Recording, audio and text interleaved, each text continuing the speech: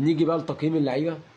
طبعا صبحي 10 من 10، 10 من 10 مفيش كلام. احنا الماتش ده الزمالك خد الثلاث نقط بسبب صبحي. مكافاه الفوز اول واحد ياخدها صبحي. بنتايج بيكمل على مستواه الرائع. في شويه سرحان بس في التوتال لا 10 من 10. لان انا شايفه جبهته كان التركيز كله عليها، ولا مش شايف خطوره حصلت جامد. خصوصا ان انت قفلت كتير على علي فوزي ان هو يعرض، لان عارفين عرضات علي فوزي عامله ازاي. عبد المجيد والونش الاثنين 6 من 10. الاثنين في سرحان. لا معلش، الونش 5 وعبد المجيد 6. الونش انت عملت فاول وخدت انذار وجبت جون في نفسك، كل ده في لعبه واحده. فانت يعني ده 5 ده عشان انت طول الماتش كنت لحد ما كويس.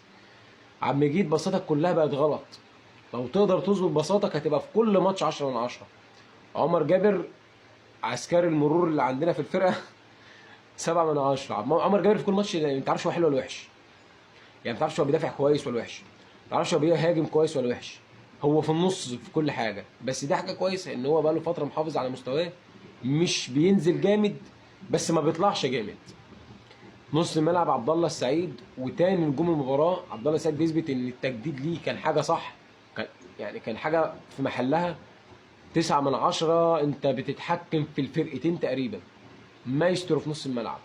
محمد شحاته قبل ما يطلع كان 6 من 10 عشان فيه كام ميس باص عمله قبل ما يطلع، وتقريبا انا حاسس ان هو كان حاسس باجهاد. اللي قدام نبدا الاول بتشيكو بنزا 7 من 10. لسه يعني لسه عليه شويه. ناصر ماهر 4. 4 ده انا كده كرمك قوي. 4 عشان فيه كام باص شاركت فيهم في بناء لعب كانوا حلوين. 4 عشان لميت كام لما ساعدت ان الزمالك يتنين من الحاله الدفاع للحاله الهجوميه بسرعه. 4 وانا كرمك قوي. الفينا يعني هسيب لكم انتوا التعليق، هسيب لكم انتوا تقيموه. لعيب بيثبت لك ان احنا كان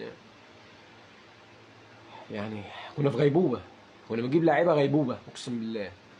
تقييمه ليكم انتوا تقيموه زي ما انتوا عايزين، وانا عارف مش هيقل عن 10 من 10 اللي ما كانش اكتر.